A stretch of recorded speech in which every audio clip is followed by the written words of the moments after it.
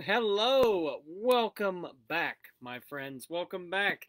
It is Wednesday, September the 15th, 2021.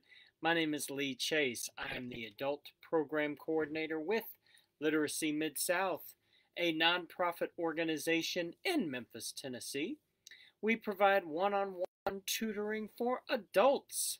So, anyone 18 and over who needs assistance with reading or are looking to learn or improve their English skills. So, if you or anybody that you know needs these services, there's some information on the screen, and I will share it again at the end of the lesson for how you can take advantage of these services. All right, so let's jump right back in for this week's, or should I say today's episode of Literacy Lunch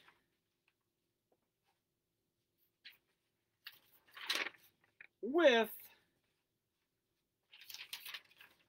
Lee. Literacy Lunch with Lee. So, Literacy Lunch with Lee is an English lesson.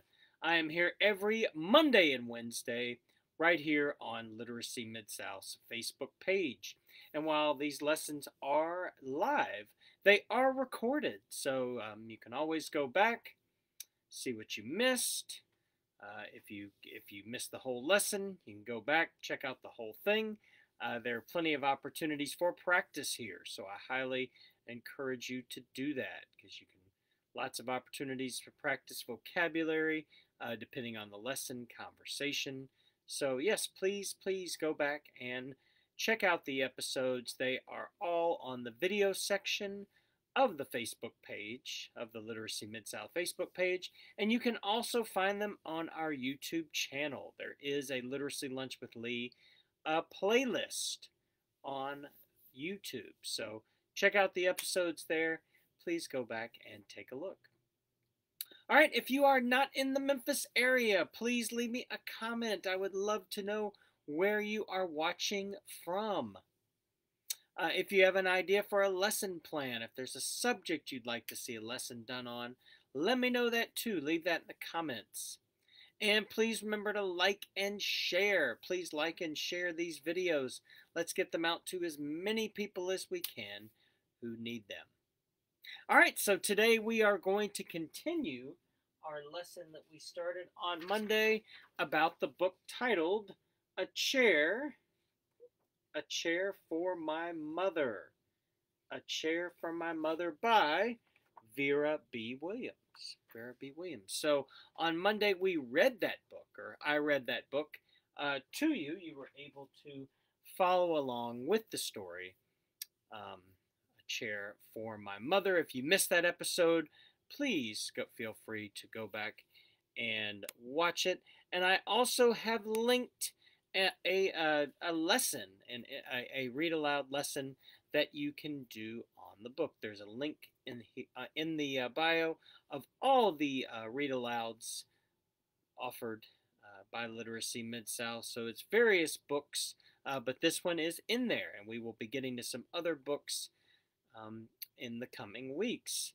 So this is an opportunity to make this more of a family literacy lesson. So it may be a children's book, but because we're going to review certain vocabulary, we're hoping that that will make it cross over so you can learn some new vocabulary words, and maybe with the books learn some new concepts. So hopefully will help with English, and if you are working on reading, work both ways. All right, so today we're going to look at the key vocabulary words from the book, the key vocabulary words, and see how they were used in the book. So we will look at the definitions for those, and we'll look at specifically how they were used. So, Our first vocabulary word from the book was bargain. Bargain. So say that with me. Bargain. Bargain. So bargain. So as you can see, a bargain means that you are getting something for a discounted price. You are getting something for a cheaper price. So when you go shopping, you see, yes, something is 50% off, 10% off. If they're giving you any kind of a cheaper price on it, you are getting a bargain. You are getting a bargain.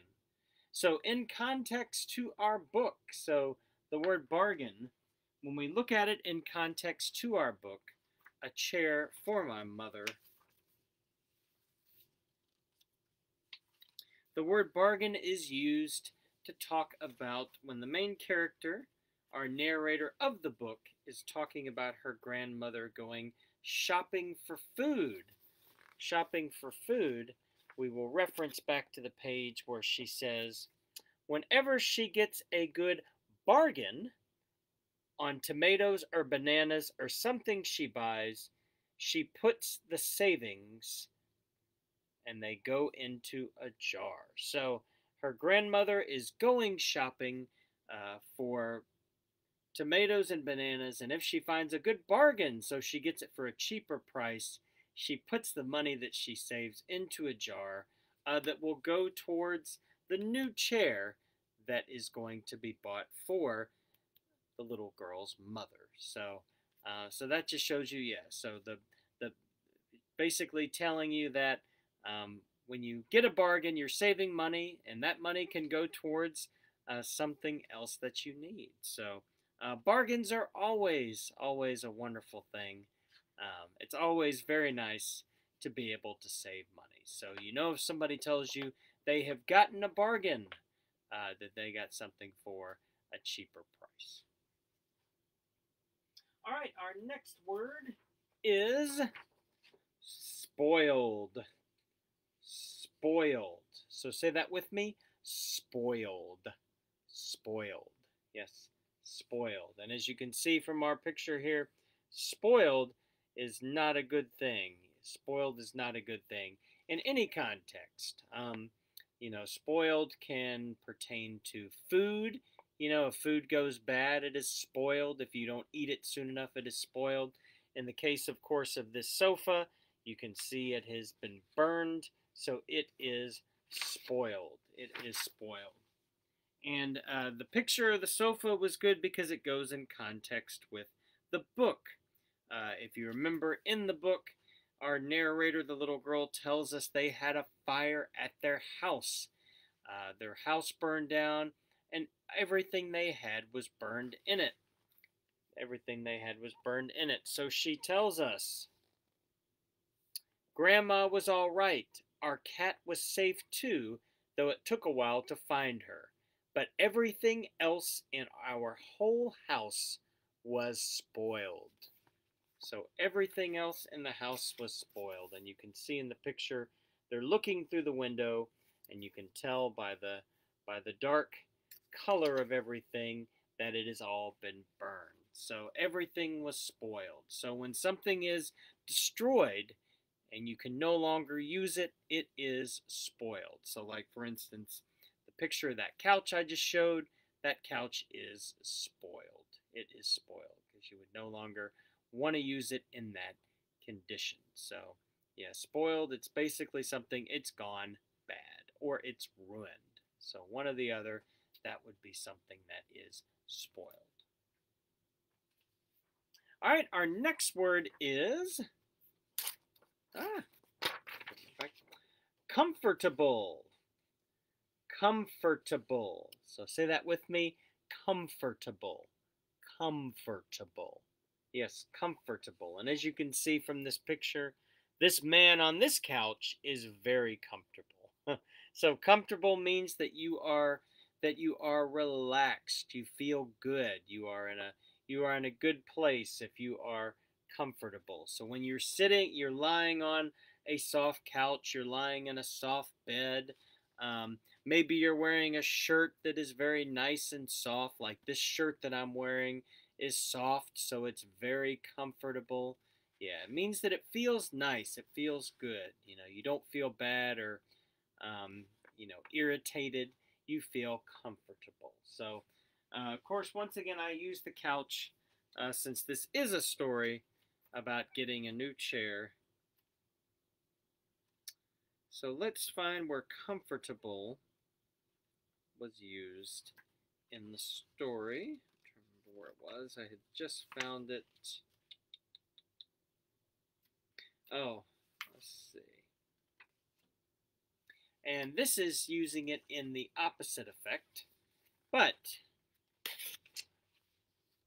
in context to the story, it said they were talking about how they still don't have a sofa or any big chairs, someplace that they can relax.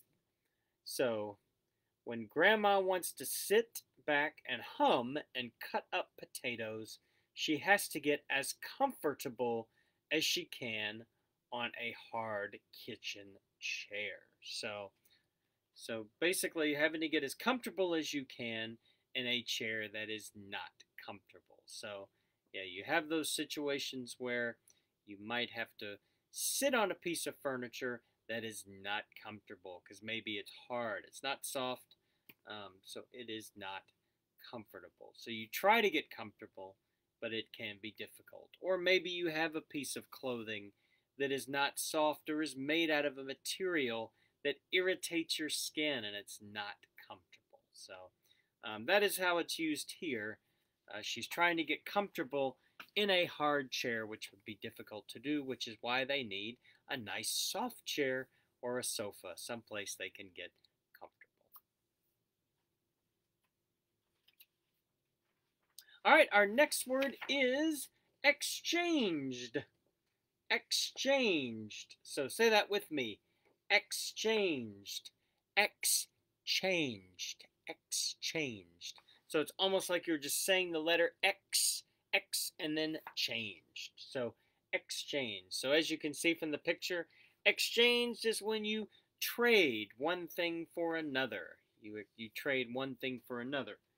So that could be you are exchanging an item, like let's say you go buy something at the store and you decide you don't want it. You might take it back and exchange it for something else. So instead of getting your money back, you would get another item. You would get another item. So, or in the case of our book, they've been saving money in a jar to buy a new chair. So they've been saving this money up to get a new chair.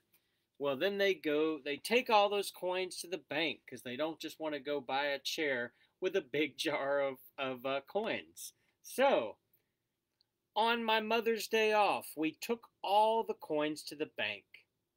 The bank exchanged them for $10 bills. So the bank exchanged them for $10 bills. So they made an exchange, an even exchange. So however much change they had in that jar, they exchanged it for that same amount in $10 bills. So they were able to make an exchange. So an exchange would be like an even swap. An even swap. So let's say I bought a shirt that I decided I didn't want. I could take it back and exchange it for a shirt of the same value. The same value.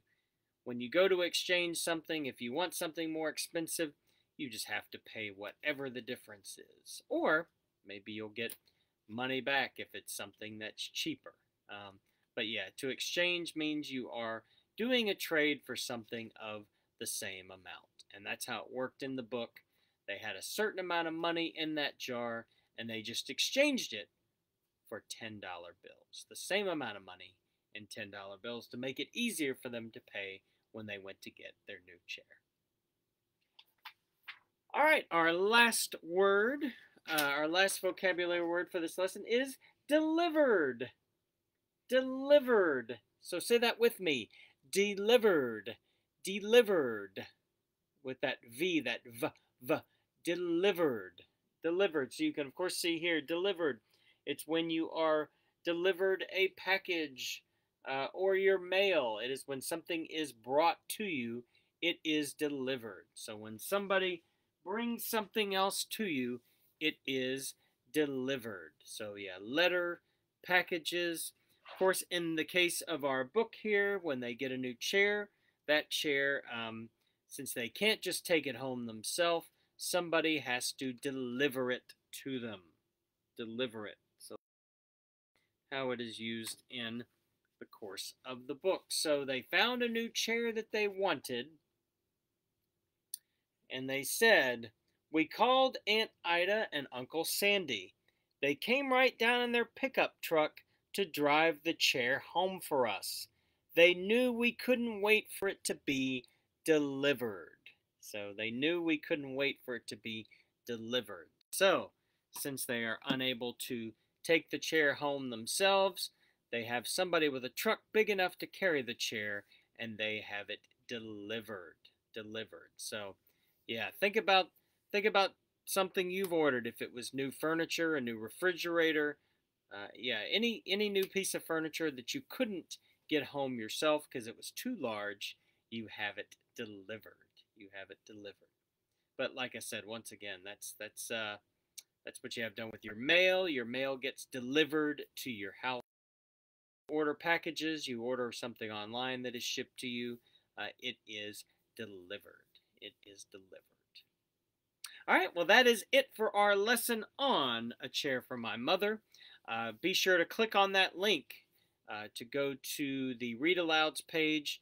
You can go through some other additional vocabulary from the book if you want to explore some of the other words that are used in it. Make sure you check out the video I did on Monday, actually reading through the book if you want to hear the whole story. All right, remember, if you are not in the Memphis area, leave me a comment. Let me know where you are watching from. If you have an idea for a lesson plan, please let me know that as well. And if you would like and share, please remember to like and share these videos. Let's get them out to as many people as we can who need them. And if you or someone you know is over the age of 18 and needs assistance with reading or would like to learn or improve your English skills, you can get more information at our website at www.literacymidsouth.org, or you can call or text 901-327-6000. Yes, like I said, you can call or text that number. All right, thank you so much for joining me this week for Literacy Lunch with Lee. I hope everybody has a wonderful weekend, well, wonderful rest of the week for starters, and then a wonderful weekend, and I will see you